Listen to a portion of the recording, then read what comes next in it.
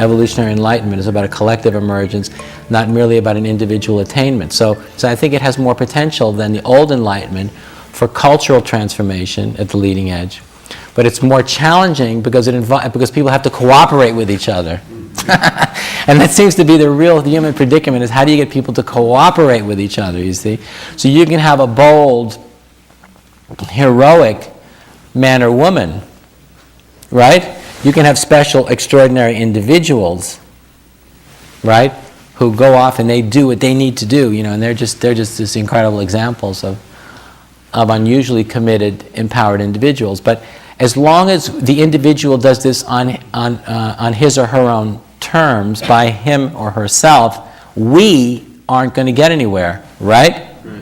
So the challenge is how do we do this together? That's the big challenge. The rare individual is going to find a way to evolve on his or her own. They're going to find a way to do it because they intend to do it, and then they're just going to do it anyway. But the individual on his or her own doesn't have much effect, you know, on the we. It's when we can move forward together that something big starts happening. And you see the implications for the leading edge of cultural development here are very big, very profound. This is the age of the individual, everybody. Age of the individual. We all do our own thing. We all do our own thing. Age of the individual. It's been 40 years of age of the individual, right? So we're not doing very well as a result of the fact that we're very narcissistic, very self-centered, very privileged, you know, individuals that think far too much only about who? Number one.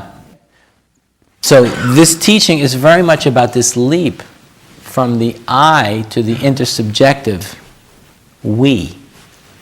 But it's not a we where the autonomy of the individual is blurred out.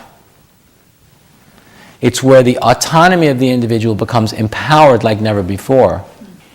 Usually a profoundly autonomous and creative individual has to remove him or herself from the experience of communion in order to express his or her creative potential, right? Mm-hmm. Isn't that right? Right. Because otherwise you'd have to just, you know, give up some of your own personal freedom and autonomy in order to be together with others.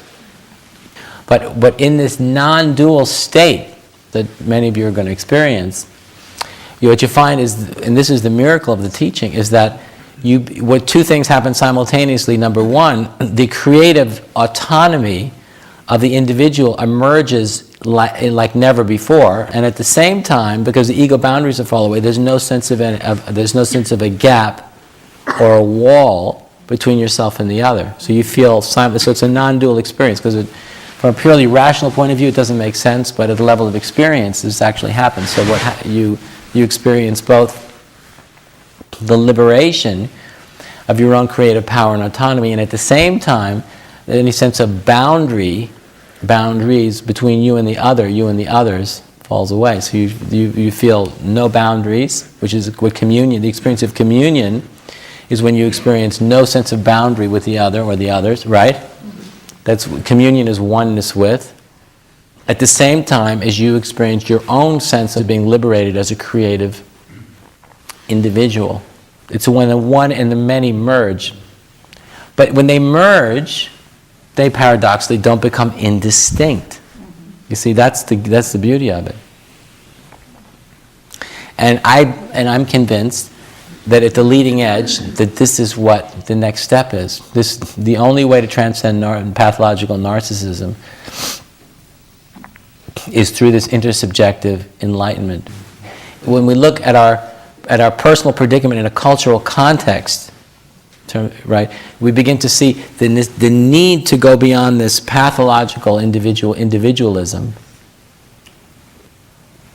in such a way that we're actually going to be able to merge in a higher non-dual unity, not just as a spiritual state, but ultimately as a normal way of being, right? For the new man, the new woman, the new cultural potentials to emerge at the leading edge.